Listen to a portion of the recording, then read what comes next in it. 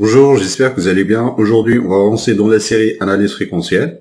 On va aborder un ensemble de fenêtres. On va voir les caractéristiques des fenêtres dans le domaine temporel, également dans le domaine fréquentiel. On va essayer également dans les prochains tutos de terminer rapidement la série pour qu'on puisse passer à autre chose. Je sais que la partie des séries, c'est la partie la plus chiante de la chaîne, mais on aura besoin des aspects théoriques pour des futurs projets. On va générer un signal sinusoïdal avec plusieurs harmoniques. L'harmonique if0, de if0, ensuite 10 if0. Ensuite, on va générer 4 fenêtres. Il y a la fenêtre de Hahn, de Hamming, de Blackman.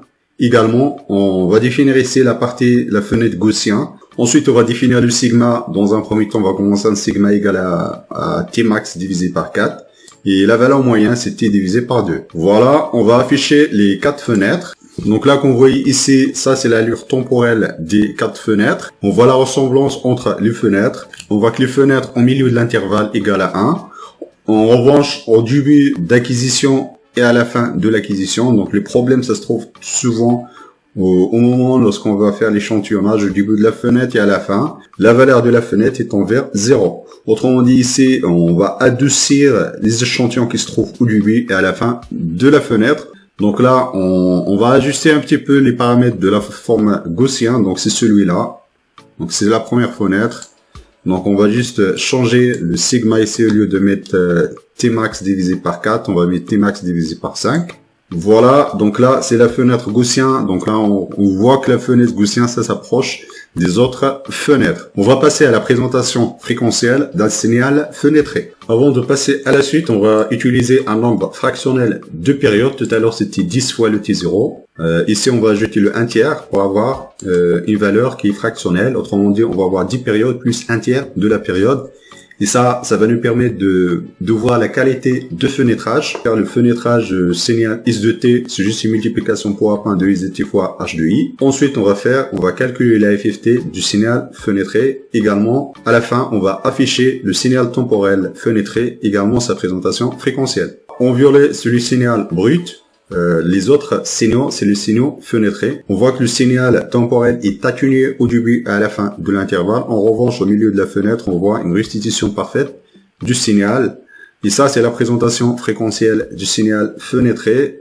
On va se focaliser sur le fondamental. On voit que la fenêtre du Blackman, il y a une amplification du signal. En revanche, l'amplitude des autres fenêtres, elle est à peu près identique, à part la fenêtre gaussien qui est atténuée un petit peu plus par rapport aux autres fenêtres. Voilà, et nous, ce qui nous intéresse, c'est cette partie-là. On voit que la fonction du Blackman, il n'est pas trop efficace en dehors du fondamental, parce que l'objectif final, c'est vraiment d'avoir une restitution disharmonique parfaite, également une atténuation maximale dans la partie en dehors du fondamental, parce que théoriquement, on va juste avoir une valeur unique ici, un Dirac ici.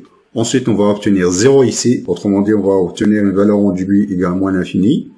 Ensuite, on va obtenir une valeur non nulle ici, etc. On peut voir cet effet en faisant la présentation en dB du spectre.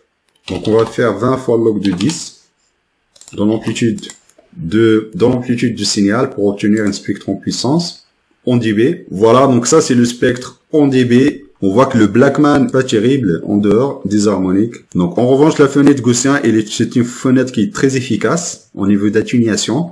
On voit une meilleure atténuation en dehors du spectre. Ici, on est à moins 60 dB. Ensuite, il y a le Hamming. Et le Hamming également, il est pas mal. Donc, on va créer une nouvelle fenêtre. On va l'appeler le sinus au carré. C'est juste le sinus au carré de P fois 0,5 fois le T. On verra dans la suite, dans la partie Arduino, lorsqu'on va faire l'implémentation de ces fonctions-là, on verra que la définition mathématique de ces fonctions, ça s'approche du sinus au carré, ou bien le cosinus au carré décalé. Donc là, on voit que le sinus au carré, donc il s'approche, donc ils intercalent entre les autres fenêtres, donc ils s'approchent des fenêtres qu'on vient de voir. Ensuite, ce qu'on va faire, on va voir la présentation fréquentielle de notre fenêtre. On a 5 fenêtres et le signal non fenêtré. Ce qui nous intéresse, on va observer la présentation spectrale. On voit que la fonction sinus au carré atténue fortement le signal en dehors des harmoniques, et ça c'est très important pour nous. Ensuite, il y a la fonction gaussien. On verra dans la prochaine vidéo l'implémentation de 4 ou 5 fonctions. Je vous remercie de votre attention et à la prochaine vidéo.